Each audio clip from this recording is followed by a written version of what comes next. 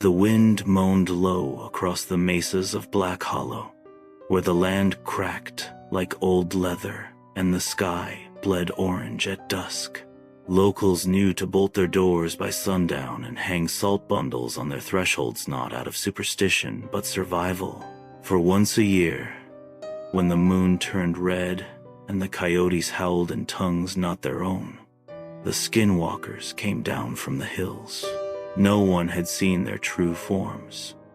They wore other lives, like cloaks' feathers, fur, even flesh not their own. People whispered that the skinwalkers were once human, a lost tribe cursed for eating their kin in a famine, long buried in time. Now they lived between skin and spirit, stealing bodies to walk among the living unnoticed. And tonight was the feast.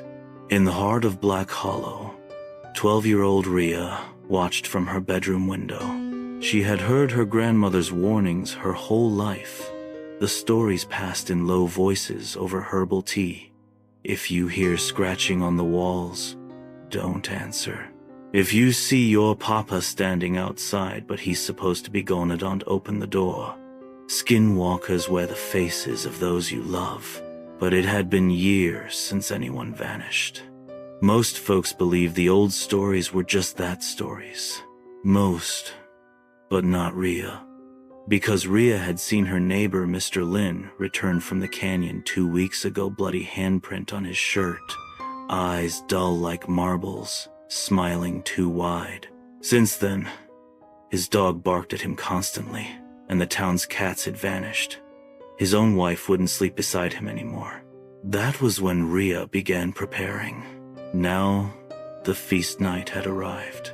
The moon hung high, bloated, crimson.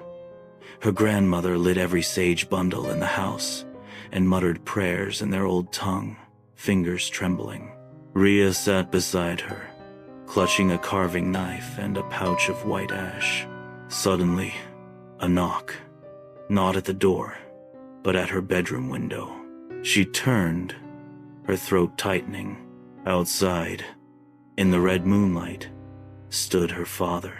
But her father had died last year in a hunting accident. The thing wearing his face smiled at her. Rhea, open up, baby. It's cold out here. Its voice was soft, nearly perfect, but a half-second delayed, as if repeating words it didn't fully understand. Rhea didn't scream. She backed away slowly, heart pounding. Downstairs, her grandmother was chanting louder now, almost yelling.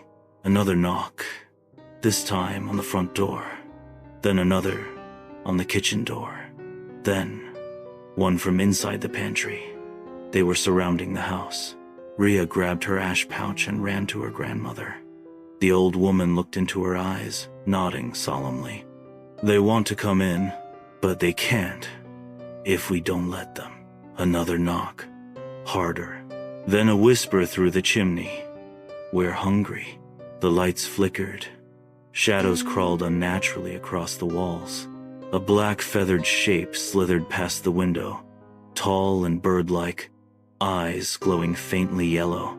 Rhea held her breath as footsteps echoed in the attic. She and her grandmother hadn't gone up there in years. They found the old door, her grandmother said softly. The feast, Rhea whispered. They're already inside. The attic hatch creaked open. From the darkness above, something dropped down, a man-sized coyote, standing upright. Its limbs twisted like broken sticks, its jaws filled with too many teeth. It growled, sniffing the air. Little girl, you smell like prey. Rhea hurled the ash pouch at it. The coyote beast screamed as the white ash seared its eyes, smoking like acid. Her grandmother raised a small blade of obsidian, its edge etched with protective runes, and slashed the air between them. A wall of light shimmered into existence. The skinwalker screeched and fled, but others swarmed the windows. Now raccoon faces stretched over human bones, owl-eyed creatures with antlered hands. Too many, her grandmother gasped, stumbling back. I'm sorry. No, Rhea said, voice steady. It's time to end this. She ran to the hearth, grabbed the last of the old family scrolls passed down for generations, chanted the incantation written in her bloodline's forgotten language. As her voice rose, the room trembled.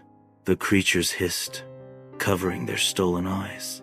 Above the house, a pillar of fire shot into the sky. The scroll burned to ash in her hands, but the curse was broken. A howl rang out, not from the skinwalkers, but from something older, from the land itself. When dawn came, the wind fell silent. The shadows had retreated. The creatures were gone, leaving behind discarded skins. Human, animal, twisted things with stitched smiles. The town awoke to find the salt untouched, their doors unmarked, and Rhea, standing at the edge of the hills, staring into the horizon. Something inside her had changed. Her eyes no longer reflected the fear of prey, but the knowledge of a hunter. Because, in defeating the skinwalkers, she had become their heir, and the feast would return. But next time, she would be the one wearing the skins. End.